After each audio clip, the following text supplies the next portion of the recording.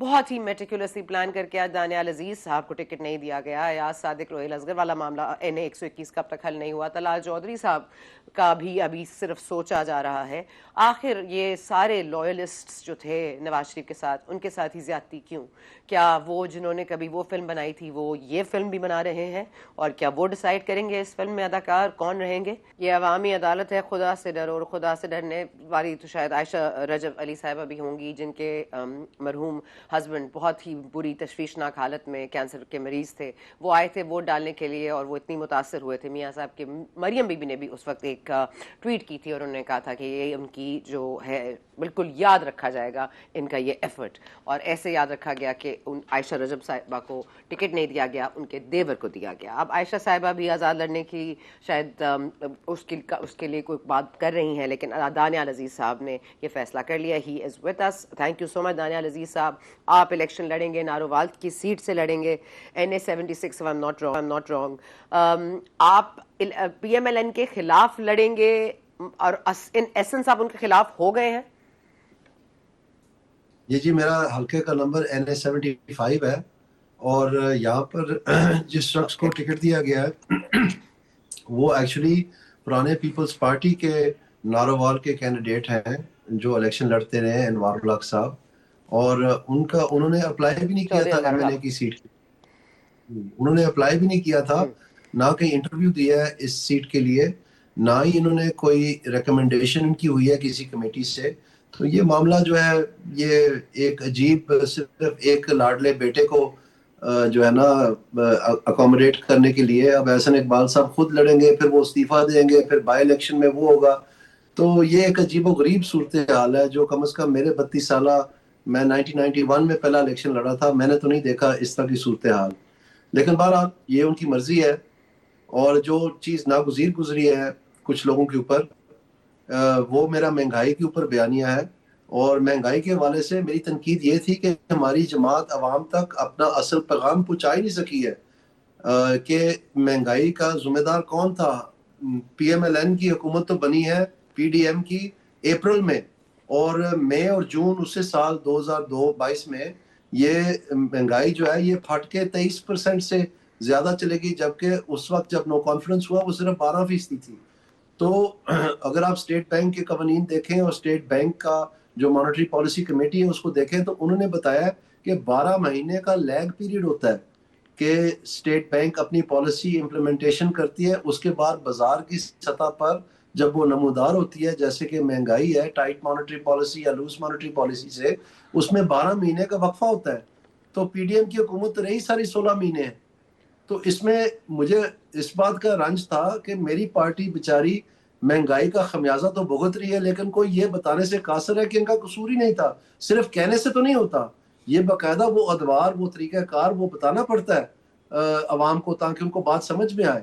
تو اس وقت ایک گیلپ کا پول ہوا تھا جس وقت اپریل میں نو کانفیڈنس موشن ہوا تھا، جس میں 62% لوگوں نے یہ کہا کہ عمران خان کو مہنگائی کرنے کی سزا مل رہی ہے جس وجہ سے اس کو نو کانفیڈنس میں نکالا جا رہا ہے. اور 2 ہفتے نو کانفیڈنس کے بعد دوبارہ وہ سروے ہوا گیلپ کا، اور اس میں 64% لوگوں نے یہ کہا کہ یہ سزا ملی ہے مہنگائی کی. اور اس کے ٹھیک 1 سال بعد پاکستان مسلم لیگ نون 64% ذمہ دار ٹھہرائی جا رہی تھی. اس کا مطلب یہ ہے کہ جنہوں نے بیانیہ تیار کرنا تھا اور جنہوں نے بیانیے کے پرچار کرنا تھا، احسن اقبال صاحب اور مریم اورنگزیب صاحبہ، وہ بری طرح فیل ہو گئے تھے اپنے کام میں. کیونکہ یہ جو مہنگائی ہے یہ سارا الیکشن 2024 والا ہے ہی مہنگائی کا، کوئی مانے یا نہ مانے. اور مجھے حیرانگی ہوتی ہے کہ کوئی بھی جماعت جو ہے، ابھی پیپلز پارٹی کا 10 نکاتی پروگرام سامنے آیا ہے، انہوں نے بھی مہنگائی کا ذکر نہیں کیا. کوئی بات نہیں کرنا چاہ رہا، جو بات کرتا ہے اس کو میرے والا حل کر دیتے ہیں. تو آخر کیا بات ہے؟ اگر عوام کا یہ سب سے بڑا مسئلہ ہے تو ہم کیوں اس سے کتراتے ہیں؟ ہمیں ایک پختہ اور دیر پا طریقہ کار بتانا پڑے گا عوام کو جو ماننے میں آ سکے کہ مہنگائی کو کیسے کنٹرول کرنا ہے اور کیسے سستا زمانہ برقرار رکھنا ہے. پھر جا کے شاید وہ اس جماعت کو ووٹ دیں گے. اور جو نہیں اس پہ بات کرے گا، جو آپ کو بیرا روی نظر آ رہی ہے، گیما گیمی نہیں نظر آ رہی، وہ اس لیے ہے کہ کوئی بندہ عوام کی بات نہیں کر رہا، کوئی جماعت عوام کی بات نہیں کر رہا. ان کے تو بچے، ان کی نسل کشی ہو رہی ہے، ان کے بچے اسکول نہیں جا رہے، وہ مٹ گئے ہیں، پست ہو گئے، شکست و ریخت ہوگی اب آپ مہنگائی کے ہاتھوں، اور کوئی بات ہی نہیں کر رہا اس کے بارے میں. بات تو ہو رہی ہے احسن اقبال صاحب، بات تو یہ ہو رہی ہے کہ 2017 میں ہم کیا چھوڑ کے گئے تھے اور اب ہم کتنے کیپیبل ہیں، کیونکہ ہم نے 2017 میں کیا اچیو کر لیا تھا وہ 18 مہینے کسی کی یادداشت میں بھی نہیں ہے، کوئی ان پر بات بھی نہیں کرنا چاہتا۔ آپ یہ بات دماغ سے نکال دیجئے، ہمیں ایمنیجیا ہو جانا چاہیے کہ ایکچولی میں مہنگائی کب آئی تھی، 16-17 ماہ حکومت رہ کر کیا کر کے گئی تھی، یہ جو انٹرم سیٹ اپ ہے یہ کیسے چل رہا ہے، اس کے بعد کیا کرنا ہے۔ مہنگائی تو کنٹرول بعد میں ہوگی، پہلے آپ لوگ تو کنٹرول میں آ جائیں، پہلے پی ٹی آئی کو تو کنٹرول میں کر لیں، پہلے بلے کے نشان کو تو کنٹرول میں لے آئیں۔ تو یہ تمام تر چیزیں جو کر رہے ہیں وہ نواز شریف صاحب تو اکیلے نہیں کر رہے۔ جی میں سمجھتا ہوں کہ آپ جو مرضی کر لیں، میرا صرف ایک مطالبہ ہے کہ مہنگائی کا عوام کو ٹھیک ٹھیک بتائیں کہ ذمہ دار کون تھا، جو کہ پی ڈی ایم کی حکومت نہیں تھی، پاکستان مسلم لیگ نون نہیں تھی، اور جو لوگ اس پہ قاصر رہے ہیں اپنی ڈیوٹی نبھانے کے لیے ان کا احتساب ہونا چاہیے، ان کا نوٹس لیا جانا چاہیے، اور عوام کو ابھی بھی وقت ہے کہ ٹھیک ٹھیک حقیقت کے ساتھ جو ہے آگاہ کریں تاکہ وہ اپنے ووٹوں کے ذریعے اپنا صحیح فیصلہ کر سکیں، نہ کہ ایسوں کو سزا دے دیں جن کا کوئی تعلق نہیں تھا، جن کا کوئی قصور نہیں تھا۔ اور اس لیے میں ان کو ذمہ دار ٹھہراتا ہوں کہ انہوں نے پارٹی کا نقصان کیا ہے، انہوں نے اپنا کام نہیں کیا، نہ کہ نون لیگ نے مہنگائی کی ہے۔ اچھا دانیال عزیز صاحب یہ فرما دیجیے گا کہ طلال صاحب کا کیا قصور ہے؟ پھر نثار علی خان صاحب بھی آزاد الیکشن لڑ رہے ہیں، خاقان عباسی صاحب نہیں لڑ رہے ہیں، مطلب یہ تمام تر چیزیں آپ کی ان کے ساتھ کوئی متضاد ایلیمنٹس ہیں یا ایک جیسی سوچ ہے؟ کیونکہ پہلے کہا جاتا تھا پی ایم ایل این ایک بالکل وزادار پارٹی تھی، سب کو فیملی کی طرح ٹریٹ کرتی تھی، اب صرف فیملی ہی رہ گئی ہے پارٹی میں۔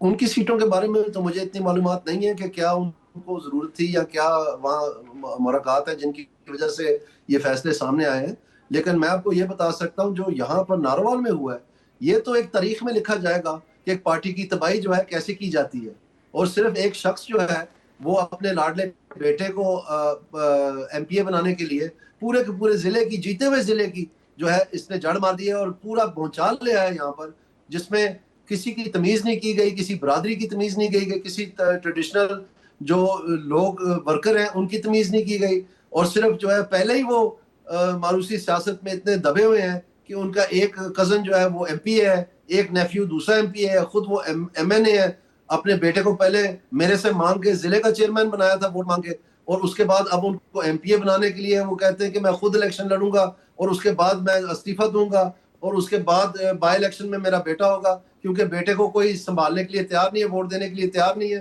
اب یہ طریقہ کار رہ گئے پاکستان میں، جبکہ ہمارے مسئلے جو ہیں وہ سوچا جاتا تھا کہ ایسے لوگ جو ہیں جو پلاننگ کمیشن کے ہیڈ رہے ہیں، جو انٹیریئر منسٹر رہے ہیں، وہ پاکستان کے بارے میں سوچیں گے، لیکن وہ اپنی ناک کے آگے نہیں سوچ سکتے، صرف اپنی فیملی کی ان کو فکر ہے، پارٹی جائے بھاڑ میں، پاکستان جائے بھاڑ میں، ان کو یہ پڑی ہوئی ہے بس۔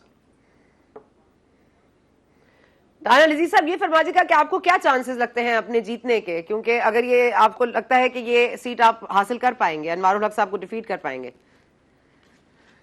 میں آپ کو یہ بتانا چاہتا ہوں جی کہ یہ جو مسئلہ ہے مہنگائی کا، عوام اس وقت انتظار کر رہی ہے کہ ان کو کوئی اس مہنگائی کا حل بتائے اور اس مہنگائی کے بارے میں کوئی بات کرے، کیونکہ ان کا اصل جو دکھ درد ہے وہ یہ ہے، اور اس سلسلے میں واحد شخص ہوں۔ دیکھیں کوئی بھی جماعت، ابھی دیکھیں کتنی پالیسی سٹیٹمنٹس اور سب کچھ آ رہا ہے، کوئی چھونے کے لیے تیار نہیں ہے اس ایشو کو، یہ ایشو کی بات کرنی پڑے گی، ان کو اگلنا پڑے گا ان کے پاس کیا اس کے لیے حل ہے، کیونکہ اسٹیٹ بینک آف پاکستان جو ہے جہاں سے یہ مہنگائی کی گئی ہے ساری عمران خان کے دور میں، وہ پارلیمنٹ کو اکاؤنٹیبل ہے، جو 2 سال پہلے لا پہ پاس ہوا ہے جس میں ان کو انڈیپینڈنٹ کر دیا گیا ہے۔ انڈیپینڈنٹ اس لیے نہیں ہوئے ہیں کہ وہ آنن فانن پاکستان کو تباہ کر دیں، کیونکہ ان کی اکاؤنٹیبلٹی پارلیمنٹ میں رکھی گئی ہے۔ اب پارلیمنٹ میں جاؤں گا تو میں ان کو ذمہ دار ٹھہراؤں گا کہ یہ مہنگائی اس کو واپس کریں اور یہ روکیں، کیونکہ اس سے اشرفیہ جو ہے ہماری وہ مستفید ہوئی ہے، جن کی بینک تک رسائی تھی وہ اربوں پتی بن گئے ہیں،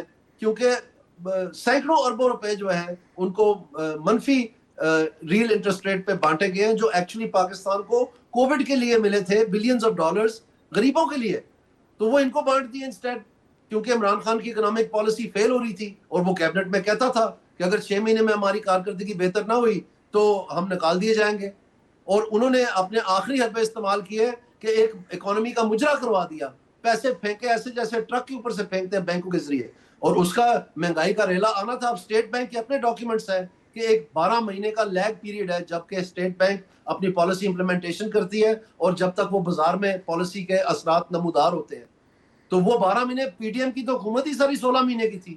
مجھے غصہ اس بات کا ہے کہ اتنے بڑے فیلئر ہیں, اتنے نلائق ہیں ہمارے یہ جو انچارج تھے اس چیز کے, وہ بتا ہی نہیں سکے یہ بات. آپ انچارج کس کو سمجھتے ہیں جس کو آپ نالائق کہہ رہے ہیں سر؟ یہ نیشنل پرائس مانیٹرنگ کمیٹی اور planning commission, Pakistan government of Pakistan rules of business میں لکھا ہوا ہے کہ economic coordination and overall economic planning جو ہے پلاننگ کمیشن کی ذمہ داری ہے, اور وہیں پر نیشنل پرائس مانیٹرنگ کمیٹی ہے جس کو نوٹیفیکیشن کے تحت یہ ذمہ داری دی گئی ہے کہ آپ مہنگائی کے اوپر چیک رکھیں گے, کنٹرول رکھیں گے. تو انہوں نے کیوں نہیں الارم بیلز بجائے؟ ان کے نیشنل پلان ڈاکیومنٹ تو 11.5% انہوں نے بتایا تھا کہ سال کے اخیر میں مہنگائی ہوگی, جبکہ جب سال کا اخیر آیا تو وہ 30% تجاوز کر گئی. یعنی ان کو پتہ ہی نہیں تھا کہ یہ کیا کر رہے ہیں. تو پلان یہ کیا بناتے ہیں, بیانیہ یہ کیا بناتے ہیں, بتاتے ہیں کیا؟ کوئی تحقیقات ان کے پاس پورے اکنامکس, پورا ایک اکانومسٹ کا جو سروس ہے پاکستان کی وہ پلاننگ کمیشن کے متحد ہے. انہوں نے کچھ بھی نہیں کیا, یہ لوڈو کھیلتے رہے وہاں پر, اور جماعت کو یہ خمیازہ بھگتنا پڑا مہنگائی کا. جب آپ پراپر طریقے سے بتا ہی نہیں سکے تو بچے کی زبان پہ ہونا چاہیے تھا کہ کس نے مہنگائی کی ہے. الٹا جو ہے ہم جا کے نون لیگ بیچارے جو ہے وہ یہ اس بات کا جواب دیتی پھر رہی ہے, جبکہ یہ ساری کی ساری پی ٹی آئی نے کی, عمران خان نے کی. اور میں اس پہ آنے والے دنوں میں پریس کانفرنس عزیز صاحب, لیکن آپ کو لگتا ہے منشور میں جو منشور ابھی آیا نہیں ہے وہ اس منشور کو آپ نے دیکھا ہے؟ وہ جو منشور آیا نہیں ہے شاید اس میں یہ سب چیزیں بتا دی جائیں. تو وہ جو منشور آنا ہے پاکستان مسلم لیگ نواز کا, اس میں آپ کا کوئی انپٹ ہے؟ آپ نے دیکھا ہے اس کو؟ میرا کوئی انپٹ نہیں ہے, ان کو پتہ ہی نہیں ہے. ان کو پتہ ہوتا تو یہ بتاتے نا. اب یہ میری جو آج کی میڈیا ٹاکس ہیں یہ دیکھ کے بچارے نلائق بھاگے پھریں گے کہ بتائیں جی وہ کہاں ہے ریفرنس اسٹیٹ بینک والا جو دانیال صاحب نے بتایا, تاکہ ہم منشور میں ڈال دیں. ابھی 2 دن باقی ہیں ان کو منشور دینے میں. یہ تو ان کی حالت ہے. اچھا, ونس بیک ان پارلیمنٹ انشاءاللہ عزیز صاحب آپ کیا کریں گے؟ Will you join P M L N again یا آزاد؟ میں تو مہنگائی کے خلاف جہاد کروں گا. یہ پاکستان کی غریب عوام کو جو مٹا دیا ہے, ان کو شکست و ریغ کر دیا, تباہ و برباد کر دیا ہے, اس کا تدارک ہونا چاہیے اور اس کی ٹھیک ذمہ داری ٹھہرنی چاہیے, اور آئندہ کسی کی جرت نہ ہو کہ اس طرح کی مہنگائی کریں. میری بات سن لیں, مہنگائی ہوتی نہیں ہے, مہنگائی کی جاتی ہے, اور اگر کی جا رہی ہے تو پھر اس کا کوئی مستفید ہو رہا ہے. ان لوگوں کی نشاندہی کریں تاکہ یہ جو پاکستان کے عوام کے بیچاروں کا خون چوس لیا ہے ان کو پکڑا جائے, ان کو روکا جائے, تاکہ دوبارہ اور یہ ٹھیک پتہ ہو ہر روز لوگوں کو ان فگرز کو دیکھیں, فیکٹس کو دیکھیں کہ کیا دوبارہ سے یہ ہمارے ساتھ تو نہیں ہونے والا. تو یہ کام ہے پارلیمنٹ میں کرنے والا. ٹھیک ہے, اوکے, تھینک یو عزیز صاحب, آپ نے بہت شکریہ, آپ نے جوائن کیا.